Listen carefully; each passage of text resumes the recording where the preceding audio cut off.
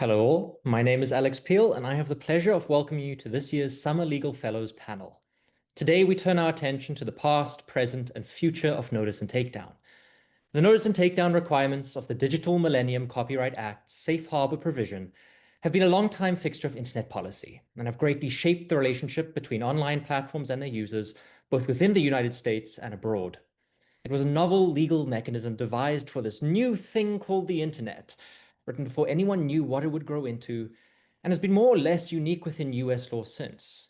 But now, after over 25 years later, Congress is set on adopting this mechanism in new and upcoming legislation governing online platforms, like the Takedown and No Fakes Acts. We hope that today's panel sheds light on why notice and takedown has become the mechanism of choice for legislators, and how the history of the DMCA might help us anticipate the impact these new laws will have. Before introducing our fantastic panelists and moderator, I would like to thank my colleagues and summer Wikimedia fellows Daniel, Ekony, Jack, and Nita, whose tireless work and commitment made this event possible. Similarly, we want to thank Jim Buati, our legal director, whose guidance was crucial during our fellowship at the Wikimedia Foundation. We'd also like to extend the invite to any of those interested in joining the Wikimedia Foundation's fellowship program. If you're a current law student or recent law school graduate passionate about free knowledge and open source issues, our legal fellowship program can provide incredible in-house experience in internet law through leading research and experimental projects aimed at improving our community. Anyone interested can feel free to reach out to Jim at jbuati@wikimedia.org. Without further ado, I want to welcome our moderator, Stan Adams. Stan is the Wikimedia Foundation's lead public policy specialist for North America. He's responsible for analyzing and responding to legislative and regulatory proposals that could impact Wikimedia projects and the free knowledge movement in North America. This work includes defending existing legal protections that protect volunteer editors from frivolous lawsuits, like Section 230, and advocating for stronger laws to protect the privacy of the people who read and edit Wikipedia. Stan has spent over a decade working on tech policy issues, including digital copyright, free expression, privacy, and AI. Prior to his role at the Wikimedia Foundation, Stan served as general counsel to U.S. Senator John Ossoff and as a deputy general counsel at the Center for Democracy and Technology in Washington, D.C. Joining Stan on today's panel is Jessica Littman, the John F. Nicole Professor of Law at the University of Michigan Law School, advisor for the American Law Institute's Restatement of Copyright, a director of the American Trademark Law Society, and the author of Digital Copyright. Rhiannon Cyan Adams, a clinical teaching fellow with the Intellectual Property and Information Policy Clinic at Georgetown Law Center. Paul Giurchis, co-founder of Profina, a San Francisco-based personal data technology company, and senior lecturer at Vilnius University Law Faculty in Lithuania, where he teaches courses on human-centric data privacy law and copyright X in collaboration with Harvard's Berkman Klein Center for Internet and Society, and Meredith Rose, the Senior Policy Counsel at Public Knowledge, a nonprofit organization that promotes freedom of expression, an open internet, and access to affordable communications tools and creative works. This is an ever-evolving field, and we definitely also want to hear your thoughts as well. There will be plenty of time for Q&A at the end, so please add your thoughts and questions in the chat. With that, thanks again for being here, and we'll hand the conversation to you, Stan. Thanks, Alex, and thanks again to our panelists for joining us today. Let's do a little bit of scene setting, and I'm going to turn the first question to Jessica with a little bit of intro here. When the DMCA, which was enacted in 1998, became law, it included, but was not limited to, the notice and takedown provisions of Section 512.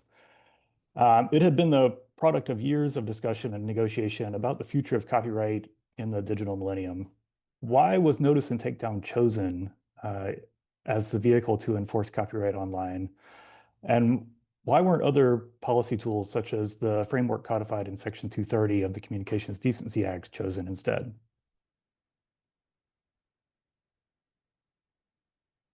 Oh, you're still muted there, Jessica. The notice and takedown provisions are one moving part in a huge compromise with many moving parts.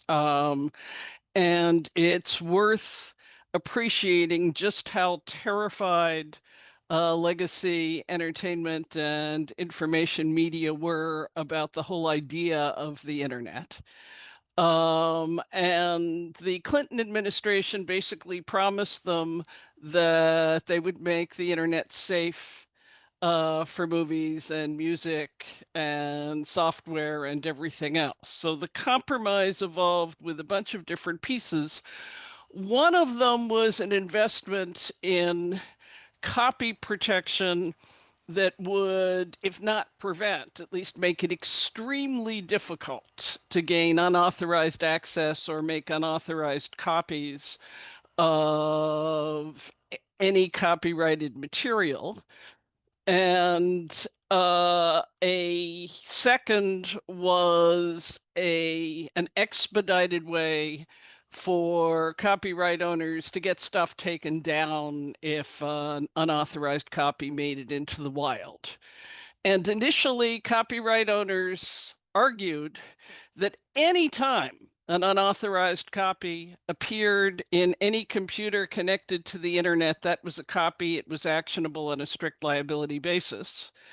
And the telephone companies that were that era's internet service providers said that's absolutely crazy talk. But the Church of Scientology responded to the unauthorized posting of some of its secret church documents by suing everyone who had a copy, from the Washington Post on to the internet service providers who transmitted the files from Usenet to various people's screens. And the judge who decided that case said, well, look, I'm not going to hold computer systems liable for stuff they can't know about and can't control. They're just putting the systems in place and people are using them. But if they know, if someone informs them that this is infringing, then I'm comfortable holding them liable for not taking reasonable steps to block it or take it down. And Congress, in essence, took that compromise and embodied it in the notice and takedown rules. Now, the notice and takedown rules got very complicated because of different kinds of safe harbors for different kinds of copies. And Senator John Ashcroft insisted on the putback provisions that allowed people whose material had been unfairly or wrongly blocked to get stuff put back. But the basic judgment was that copyright owners are in the best position to figure out whether their stuff is online and it isn't authorized. Internet service providers have no way to know whether that file is there with permission or without permission, whereas internet service providers are in a better position to take stuff down or block it than anyone else. And so that struck people as an acceptable deal. Thank you. Before I turn to Meredith, I think it's worth pointing out that there actually is no adjudicatory process involved in sending a notice, correct? It was just an allegation of infringement that then... Right. That's what made it easier, because before this, to get something taken down, you had to sue for infringement, and that took 7 years and $7 million. So in that sense, copyright owners were better off because they got an expeditious way of taking stuff down.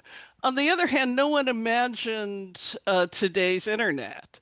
If you're thinking, well, copyright owner is going to see a file and send a notice to Google, which is going to look at it and says, yeah, that looks infringing, that just didn't scale. So many people are relying on automated processes.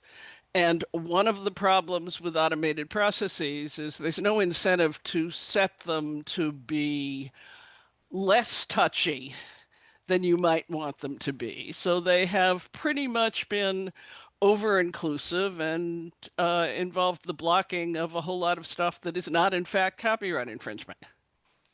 Turns out risk aversion is hard to code for, I suppose. And also, thank you for bringing in Church of Scientology. You always know you're in for a good panel, and that is part of the response to question number one. All right, turning to you, Meredith, can you help us elaborate on the mechanics of notice and takedown processes under the MCA? Like, how do they work? How do The entities handle notices they receive. How do various sizes of entities deal with compliance? How have these online service providers adapted to the requirements of notice and takedown beyond just complying with the letter of the law? I think Jessica teed that up just a bit, but why don't you fill us in a little more? No, she teed it up beautifully. So keep in mind, there's what the law requires, and then there are sort of private ordered solutions that are often stacked on top of this. So if we're just looking at the letter of the law, essentially it's sort of a back and forth system of notices. The reason that this came about in the first place, as Jessica mentioned, is that there is this potential for secondary liability on the behalf of platforms who, courts essentially will, secondary liability is this sort of court-created doctrine where courts will go, well, you're not the one who did the infringing, but you're sort of one order down the chain, and we think that there's some sort of secondhand liability that you can pick up from your failure to act in certain situations. So in order to sort of cover themselves from that, platforms take advantage of what's called a safe harbor. And the safe harbor essentially works like this. If you are a copyright holder or someone authorized to act on their behalf, you will then send a notice to the designated agent for that website or that platform. The designated agents are all listed on a website, I believe, maintained by the Copyright Office. You have to update your agent every so often. And then you have to send a notice, which has a list of sort of formalistic requirements. How do you contact me? Here's the work that is that we believe is being infringed upon, information that will allow the online service provider to be able to identify the infringing activity that you are referring to. This can often become very contentious because sometimes they'll just say copies of my song. And then if you're YouTube, you go, I have several trillion videos on my platform. This isn't helping. But essentially, you send that notice, and so long as the platform, I believe the phrase is expeditiously, acts expeditiously to remove or disable access to the material, then they are insulated from potential secondary copyright infringement liability. Then there is a second half to it, which is implemented less often by a lot of platforms. And the idea behind that is that theoretically, the platform could be liable to the person who posted that in the first place for taking it down. Now, in order to insulate themselves from that, that's when you have the sort of notice and putback provision, which is the opportunity for the person who uploaded it to go back and say, no, this is, I have the rights to upload this, or I believe it's a fair use, or the upload is kosher in some way, shape, or form. When the platform gets that counter notice, they have between 10 and 14 days to put that back. They have to notify the person who filed the original complaint, and then the person who filed the original complaint has until the end of that window to bring it to court and file a lawsuit and notify the service provider that they have done so, at which point it all gets punted out to a federal court.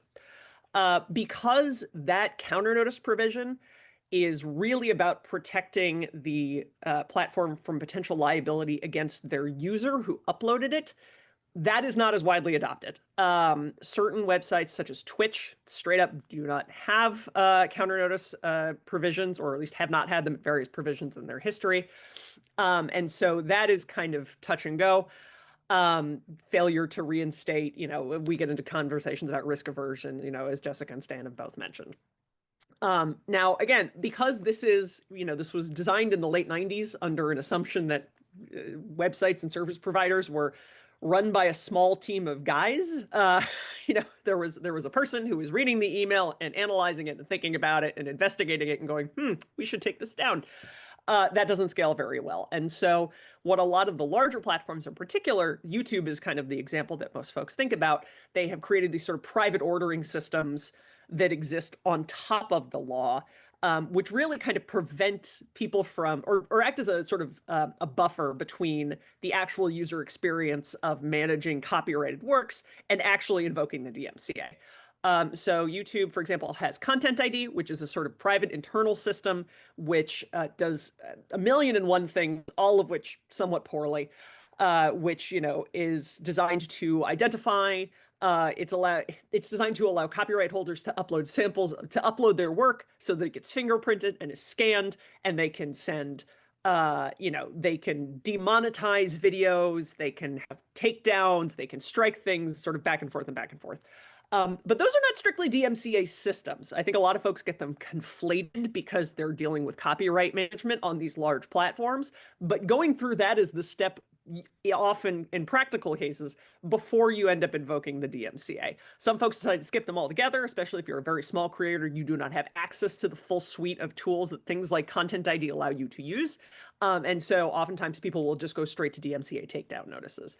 But you do end up with this very complicated layered kind of system across these different ecosystems, each of which is often bespoke to the different sort of needs of every platform. And in some ways, that's a good thing, because one of the problems that we have run into a lot in the 27 years now that we've been dealing with DMCA takedowns is bad and abusive takedowns. There was a statistic, I believe, from 2017 where Amazon's Kindle Direct Publishing, which again, this is 2017. This is before it's kind of at the scope that we know of today. Commented that out of all of the takedown notices they get for their self-publishing platform, about 50% of them were just attempts by rival authors to knock self-published books out of the rankings. So a full half of them were fraudulent and were specifically designed as sort of a keep my name out of your mouth kind of, gaming the competition within the system. And so every kind of platform is going to have a different threat model for the kinds of misuse of notices. And the ability of platforms to kind of develop their own systems overall is a good thing, even when it leads to situations like Twitch, where there's no sort of putback mechanism that they necessarily honor, because they're not super worried about their users being the ones to hold them liable. So I want to get you to say a little bit more about that piece in particular. For the legal nerds watching, DMCA Section 512F is at least part of the anti-abuse mechanisms built in here. Meredith or Jessica, could you say a little bit more about just like what has been the fate of 512F? Do people use it, and does it work to actually prevent abuse of this existing notice and takedown system? Functionally, I think the legal term is dead as a doornail. It has been litigated before. I believe it was the Lens v. Universal, it was the Prince dancing baby case, where for folks who are not familiar with it, this is a pretty famous case. A woman uploaded a video of her toddler dancing in her kitchen, and in the background, you can hear a couple of bars of Let's Get Crazy by Prince. Prince's estate and/or Universal took issue with that and had it taken down off of YouTube. She had it put back, and then there was a back and forth. I don't remember the exact sort of litigation posture of it in the early stages, but one of the claims that Lens brought, represented by the Electronic Frontier Foundation, was this claim under 512F, which essentially ostensibly punished sort of misrepresentations and takedown notices. And this became this big litigation question of whether a rights holder was legally obligated to consider things like, is this a fair use? Or could they just sort of fire indiscriminately when they were issuing takedown notices? And the answer was kind of maybe. Though Jessica can definitely give a little more gloss on that than I could. I mean, I think the court held that, yes, you have to consider fair use, but one of the problems with 512F is it doesn't really have a remedy. So it also showed up in a suit that Diebold brought way back early, when a whole bunch of college students at Swarthmore posted some Diebold internal documents that pretty much revealed that its voting machines were hackable. And so it filed DMCA notices to get that stuff off the internet, and ultimately was found liable under 512F for having misused the notice and takedown procedure. But one problem with that is that you don't collect enough in the way of damages under 512F to make any lawyer but a real public servant willing to take the case. It's more of a slap on the hands. The other problem is what you mentioned. Most big service providers don't use 512. They use their in-house automated systems. And what So when Mega Upload posted a song, it got taken down by I think Universal. And Mega Upload said, no, this doesn't violate any copyright of anyone. It's an original song. You're just upset because your artists are singing it. And brought a 512F action. And Universal and Google said, whoops, there was no 512C takedown notice. We didn't take it down using the notice and takedown procedure. We used Content ID, and that's completely private, and there is no remedy for abuse of our private Content ID system. And so another lovely story is NYU's Engelberg Center did a webinar about music copyright infringement, in which it had two musicologists tell the people in the webinar about their methodology and how they decided that songs in some famous copyright infringement cases were not infringing. The copyright owner in those songs used Content ID to take down their webinar, and they tried to use the internal putback device and were completely unsuccessful. They only got it restored because some of the faculty members of NYU Law School knew some of the people in the general counsel's office at Google and made a phone call. But the Google putback device is just completely ineffective for normal human beings who don't have a former student who's a lawyer with the company. All right. Thank you both. I think we've done a pretty good job of establishing how it started and how it's going here in the United States. But let's turn our focus abroad for just a minute. Paul, I'd like to start with you, and then Rhiannon, you may have some follow-up on this as well. What legal regimes have jurisdictions outside the United States chosen for intermediary liability? And is there a similar sort of split between requirements for liability protection dealing with copyright versus non-copyright claims? Thanks, Dan, and really happy to be here to discuss this exciting topic. I also came to realize that, it's almost 30 years since it was adopted. So obviously there is a lot to unpack. But I think it's great to start by just noting that the DMCA was the first, historically the first legal act of its kind. And it obviously had global effects in shaping the legal frameworks around the world. And it set the foundations not only for laws, but also for business models, hashtag Content ID, and also fostering debates among policymakers, lawyers, and practicing attorneys, as well as academics. So outside of the United States, countries have adopted many different frameworks, let's say, for intermediary liability, and they often try to balance different policy goals, such as harm prevention, free speech or speech protection, and innovation. And briefly, I would like to highlight three possible variations that maybe are worthy of attention with regard to frameworks outside of the United States. So the first one is actual knowledge or awareness approach adopted in countries like Australia, India, Japan, and Philippines. Briefly put, intermediary liability depends on whether the intermediary has actual knowledge over the illegal content. It means that intermediary is required to promptly act, typically by removing access or disabling access to the content once they're actually aware of this illegal content. And maybe Japan could be a great example of this framework.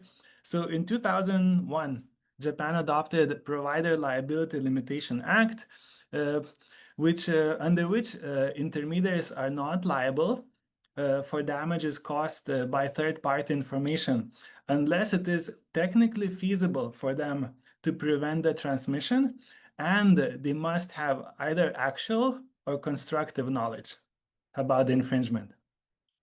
The second framework from foreign jurisdictions could be defined as, let's say, pure takedown sorry, pure notice and takedown system.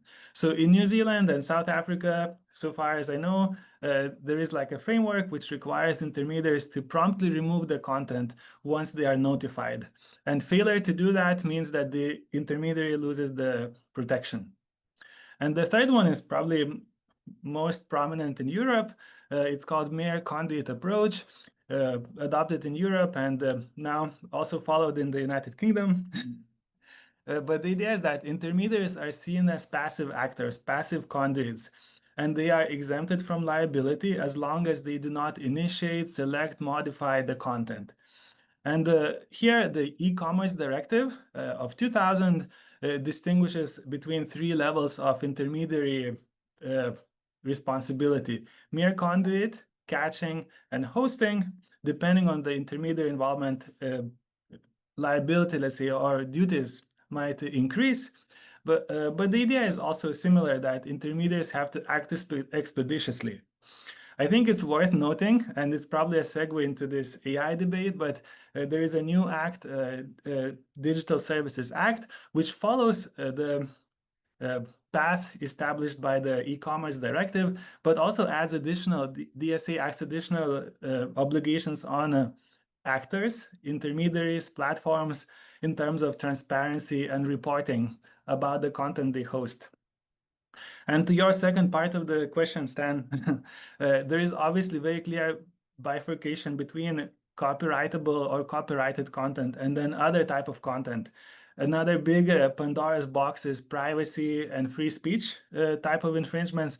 So if I may summarize, obviously it's overstatement, but I think from a legislative perspective, we can see that regulators around the world deem copyrighted content as less harmful type of violation than privacy invasions. So in case of privacy violations, privacy invasions, platforms are more induced to respond promptly, and there is a greater, let's say, enforcement opportunity for individuals to take down the content. It's different framework. Probably we can identify similar patterns of notifying the platform, but I think privacy rights, privacy-related violations are more important from the regulatory point of view and are worthy of greater protection. It's probably overstatement, but I think it's worth making this point. Thanks. Thanks, Paul. Rhiannon, anything to add to that from an international perspective? I'm sorry, I jumped out of the call for a moment, so hopefully I'm not repeating anything that Paul said. But I just wanted to add one kind of recent update from the United Kingdom, which I'm sure everyone has heard about in terms of the Online Safety Act, which does not pertain to copyright infringement, but we're going to be discussing a bit later on about non-copyright related liability. And the Online Safety Act concerns intermediary liability in the UK concerning user-generated illegal or harmful content, and that actually imposes a duty of care on platforms, particularly in relation to protecting children from inappropriate content. So I think that this really moves into a platform responsibility for non-copyright harms, which I think has been like quite an interesting and controversial update from the United Kingdom. Could you say just a few words to compare the duty of care sort of approach compared to the notice, providing some form of knowledge through a notice system? Just briefly outline what that looks like. Yeah, so platforms are really expected to be proactive. So this is including content moderation. Platforms are really required to implement systems and processes to identify and remove that illegal content. So I think that kind of creates a burden on platforms really to take on that responsibility. Thank you. I guess it might be fair to characterize that as sort of an assumption of some form of knowledge on the platform's part, and then they're already required to take action there rather than having the notice come from a user for a specific instance of something and then they respond to that. Yeah. So I think we'll move sort of away from copyright slightly here with the next question. This year in particular, but not contained to this year, we've seen an expansion in the sort of interest in and logic of notice and takedown of other kinds of notice-based frameworks for conditioning intermediary liability protections. For example, the recently enacted Takedown Act and then the recently introduced No Fakes Act both pertain to non-copyright material per se, but do involve a similar notice and takedown system. What does the use of this kind of framework for non-copyright legal claims show about either the success or popularity of the DMCA framework or whatever else it may say about that framework? And how will or won't this approach to online copyright enforcement translate into non-copyright contexts? Rhiannon, you want to kick us off? And then I think this is probably a question that everyone might like to take a piece of. Yeah, hopefully I can kind of provide a bit of a background on the Act, and then that can kind of start off the conversation. Yes, please. But yeah, the Takedown Act provides a really helpful example of how notice and takedown framework translates into a non-copyright context. And it regulates the non-consensual distribution of intimate imagery, or NDII. And it was passed by Congress, as you mentioned, this year. And it's the first federal law that's regulating AI-generated content. So it's quite, it's the first of its kind. And the Takedown Act is really supposed to fill in gaps in the recourses available for victims of NDII under the DMCA as well. Notice, the notice and removal provisions under the DMCA are available for those who have been affected by NDII, but only where the individual, of course, owns the copyrights. This is primarily selfies.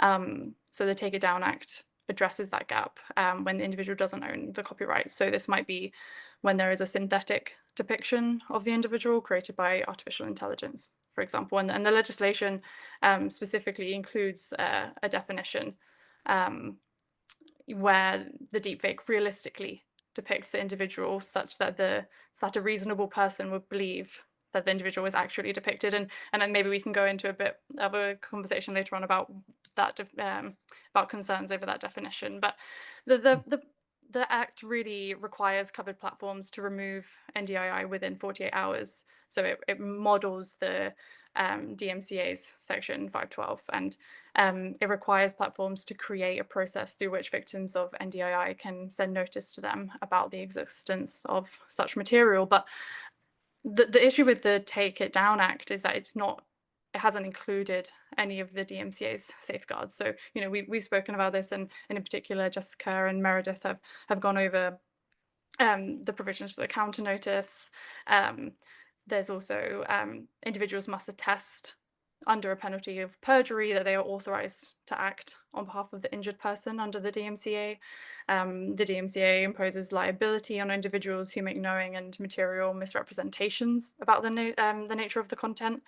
But under the Takedown Act, we don't have any of these. So there's no requirement for an individual submitting to a test under the penalty of perjury. And instead, any removal notice about an intimate visual depiction may be submitted by a person claiming to be the depicted individual or their representative. So there's no legal consequence for impersonating someone or falsely claiming to act on their behalf. There's no counter notice provision. We've gone into a bit of detail about whether or not that's been a success or not, but individuals also cannot claim against platforms under the Takedown Act for the good faith disabling of access to or removal of content. So there's no recourse against platforms, even if that visual depiction is later determined to be lawfully published. And this good faith standard is rather vague and opens up opportunities for misuse. Also, the law requires only a reasonably sufficient identification of the content.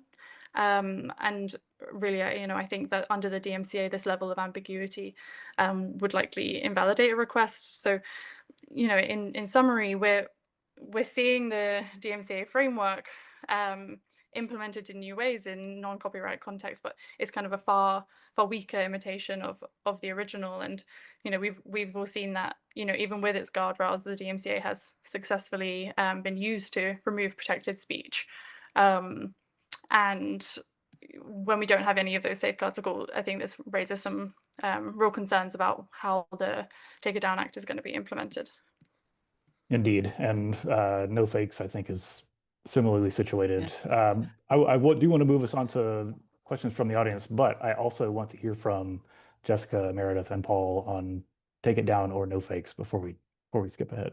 Well, I think what made the notice and takedown regime attractive here was that it's administrable. Indeed, most of the online service providers already have a system in place to do this, so that to the extent that they needed to sign on in order for this to get through Congress, saying, okay, but let's use a system we're familiar with and we've implemented. All of the safeguards in the DMCA were achieved because of people negotiating on behalf of other folks who worried their speech would be suppressed or worried that there would be wrongful takedowns. And to the extent it's really hard for someone to stand up and say, hi, I want to post naked selfies of my girlfriend without her permission. Please give me the safeguards to allow me to do that. There wasn't anyone pressing for the kinds of protections for legitimate speech that people might want to take down to cause Congress to say, okay, we'll incorporate those safeguards into this too. Great point. Meredith, any comment on either of these? I'll note that 48-hour takedown notice to removal is pretty short. It's pretty fast. And one of the other things that we've seen, and this is part of a general trend, is that ever since the DMCA was passed, so for the last, upwards of a quarter century, I think content holders would prefer that we move to what's called a notice and stay down regime, which is essentially this idea of once I have it taken down, you must now proactively filter so that it never comes up again.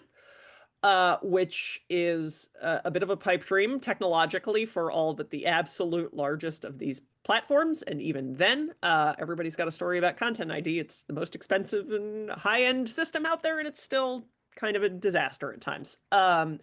And so Take It Down, I believe, has a notice and stay down type framework in it, which is only sort of administrable because there is sort of a mechanism that is used for CSAM, which is I don't remember exactly what the acronym stands for, child sexual abuse imagery or material, which is that there's there's a technical workaround involving hashing in the NCMEC database that they can glom this onto.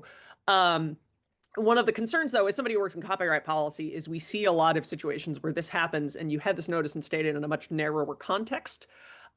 Which is, again, you're dealing with a semi-known universe of potential problems and a semi-known universe of files that you need to keep an eye out for. Copyright, because it is so extensive and applies to anything that is sufficiently expressive and embodied in a tangible medium of expression, you cannot, that is the entire universe, essentially. And so when we start seeing notice and stay down mechanisms, one of the things that we try to keep an eye out for is, is this going to be used as proof of concept that actually we can do this for the entire universe of copyrighted material? And the answer is no, but that doesn't stop people from saying, well, maybe you need to nerd harder at the problem. Yes, nerding harder is quite often part of the solution implied in many pieces of legislation these days. I will just note before passing it over to Alex for audience Q&A that the No Fakes Act also requires a stay down type of thing and strongly implies that online service providers should build their own hash-based matching system and filter to prevent the upload of identical copies of deepfakes, I suppose. So lots of nerds to be employed in the future should that become law. Over to you, Alex, for questions from the audience. Amazing. Well, on the subject of the No Fakes Act, let's start with this one. No Fakes includes language that seems to create a right of publicity that is very similar to a copyright. How well would or wouldn't importing the logic of substantive copyright protection into a right of publicity work?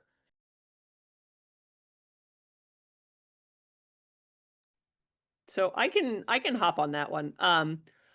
One of the fundamental aims of copyright and rights of publicity are different.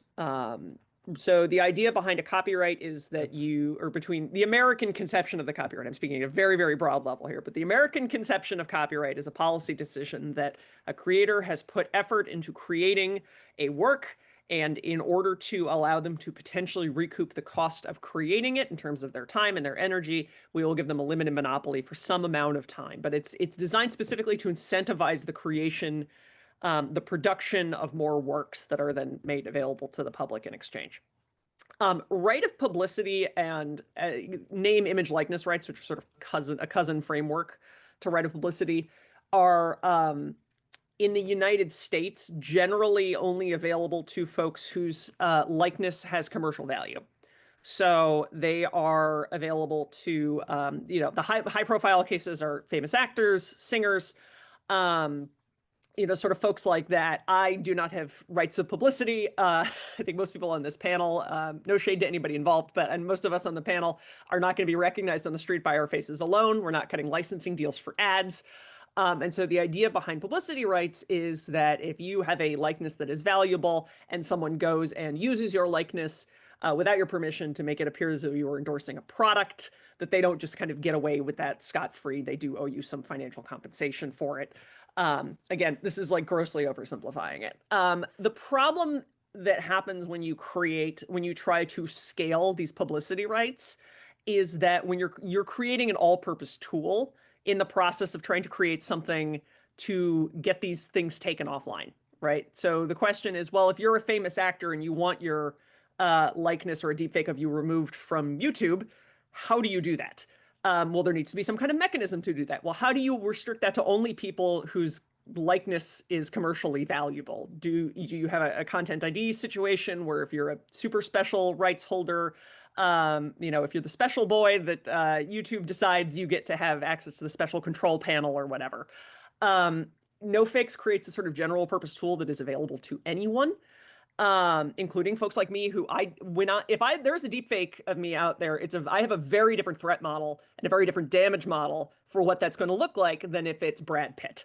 I'm not losing out on licensing revenue. I'm worried about somebody deep faking me either into non-consensual intimate imagery, which is things like Takedown, or deep faking me into doing something embarrassing that would potentially be like a defamation claim if I was to pursue it in court. And the other thing that we've learned, again, as my local angle as somebody who deals with DMCA takedowns, is these things are abused like crazy. And right now, we do not have the technology to sufficiently detect whether or not something is an AI deepfake or not.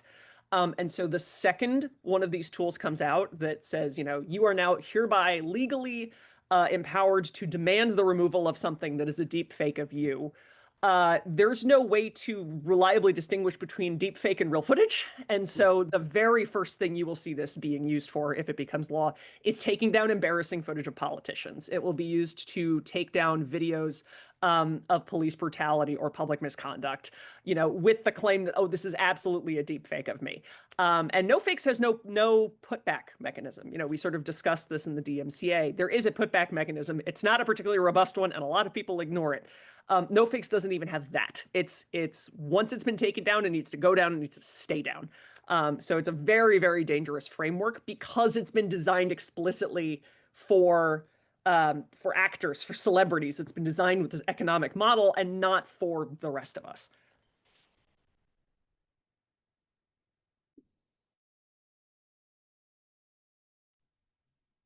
Okay, amazing. Moving on to our next question. Has there been any legal pushback to the automated content recognition systems used in DMCA compliance, which I assume means AI and automated processes? So there's a fair amount of scholarship now, legal scholarship and technical scholarship documenting the problems. There isn't really any legal cause of action because the notice and takedown in the DMCA is styled as a safe harbor. No one has to comply with it. It's just what service providers can do if they want to avoid liability. So failing to provide any of the elements of it isn't independently actionable. All it is a shield from liability. So while there's lots and lots of scholarship documenting tons of problems, the only case I'm aware of is the case against the case brought by Mega Upload for wrongful takedown, and that got dismissed because the takedown was not pursuant to DMCA notice.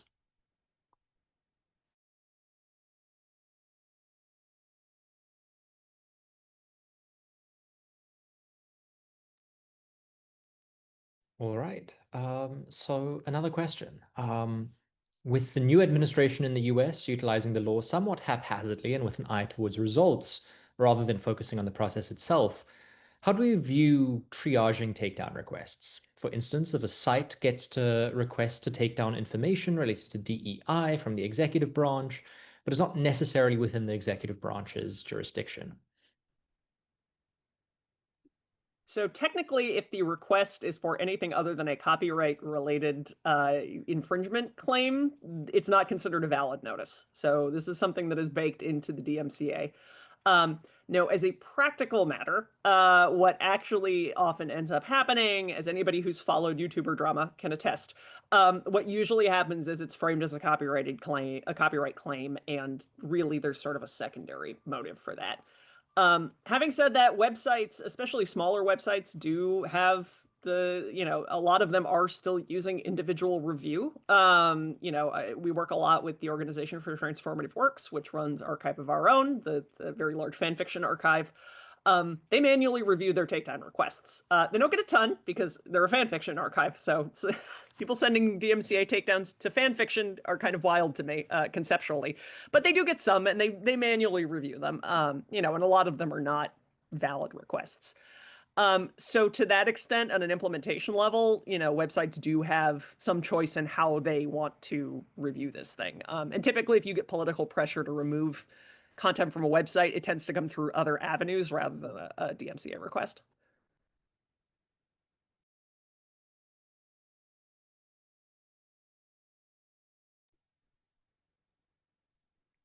All right.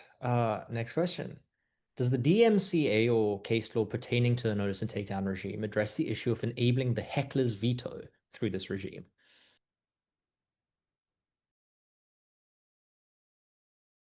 I mean, I think that's what the 512F cause of action for misrepresentation is trying to do. The reason it's been ineffective is largely that it doesn't include the kind of remedies that make it financially feasible to litigate.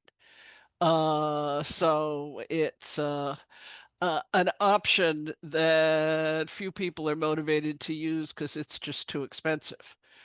But that's indeed baked into the structure of the DMCA.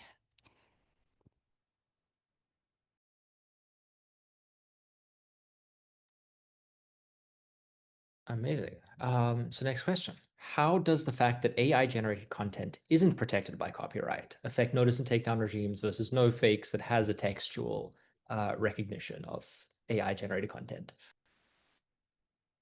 Maybe I can take this. I think actually there is a very big debate, and I think gray zone in terms of what is protected and not protected by copyright. And it's a long conversation, but I think it has been oversimplified by the US Copyright Office by stating, which was stating that, if you use AI tool, it's not copyright protected. I think it's a very narrow perspective, and it does not reflect how real creators use AI tools. Usually it's a collaboration with multiple tools, traditional digital tools and modern AI tools. So I think it's very, let's say, it's very contested position by US Copyright Office just to suggest that using AI tools is not necessarily leads to no copyright. So that's one big problem. And I think the big challenge is that, okay, so if we have a content that is created with the assistance of AI tools, how do we identify, the copyrightability? How does it fit within the DMCA framework? I guess it's a topic for the next webinar. But in terms of, I would like to address Meredith's points on no fakes and the deep fakes. I guess, yes, notice and takedown framework is really needed for individuals, not necessarily who are celebrities, but each and every one of us.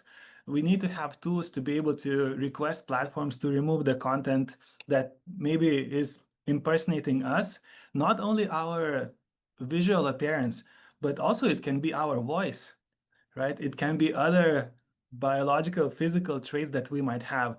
So notice and takedown framework or similar framework is needed for all of us. But I would say that we probably need to go one step forward and establish a bit more clear framework that actually it must be like some sort of opt-in framework so that third parties that are using AI tools to create digital replica of Jessica, who I would argue is a celebrity, right? But also me and myself, right? If someone is trying to impersonate me, I think by default we should see that it's our inherent right to give a ex ante consent for third parties to create replicas. Because in Silicon Valley, you can imagine there are many companies that are making digital replicas not only of celebrities, that could be your shopping assistant, but also impersonating anyone, right? Any individual. So we need some kind of a new framework, new contract with technology that people actually should be given the opt-in rights for third parties to create their digital replicas. So it's kind of a new framework we need to think of, not only notice and take down, but what happens before that? Can someone take my voice and use it for different purposes? So I think it's important that that framework not be modeled on copyright. That is the thing about copyright law, not only in the US, but also in Europe, is it's really designed to encourage people to alienate, to transfer, to sell their rights to someone else. And I think one thing we've learned about right of publicity regimes is as soon as this right is assignable, it starts causing all sorts of trouble. So there are for sure companies in California right now who are hiring actors to do voice work and asking them to sign a all rights in those recordings of their voice so that they can use them for AI. I think we also need some opportunity to take back assignments that we've made, and that it needs to be a right that if we have it isn't something we're encouraged to sell when we need the money and then we don't own it anymore. So that requires a kind of thinking that is less based in intellectual property and I think more based in tort and in dignitary considerations.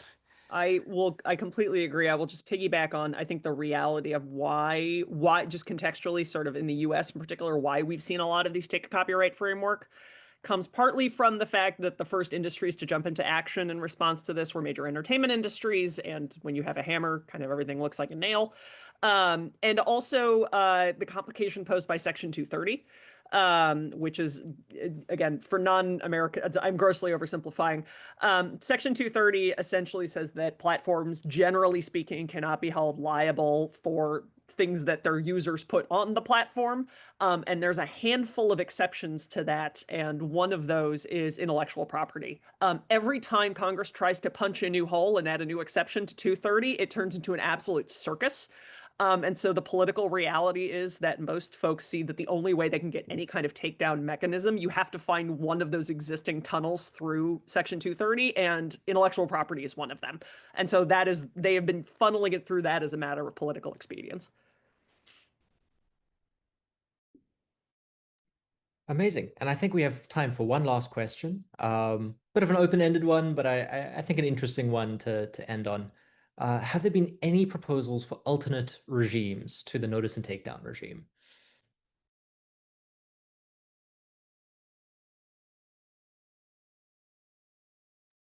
Well, we've seen proposals for notice and stay down. That's been the main contender. Again, you run into a lot of technological problems, some of which were foreseen pretty aptly by Congress in the late 90s, and many of which were not. I think that's been the big one. Again, even speaking as somebody who spends a lot of time dealing with notice and takedown abuse, I think there is a very begrudging near consensus in a lot of folks on the policy side of this that notice and takedown, perhaps not as instantiated right now. I think we've all got complaints about the way that it actually works, but conceptually ends up being kind of the best solution to an otherwise pretty much intractable problem. And the question becomes really, how do we reform that really more than how do we toss it and build something entirely different?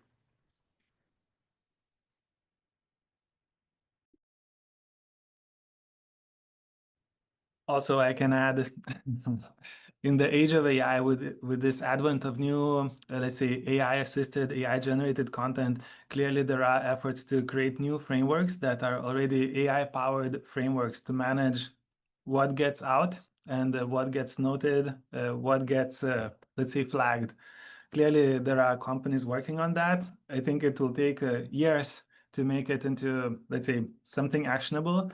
But the technologies are moving so fast, it's obvious that we cannot really cope with that much AI-assisted content with existing frameworks. So we need to come up with new technological layer to, let's say, organize the content.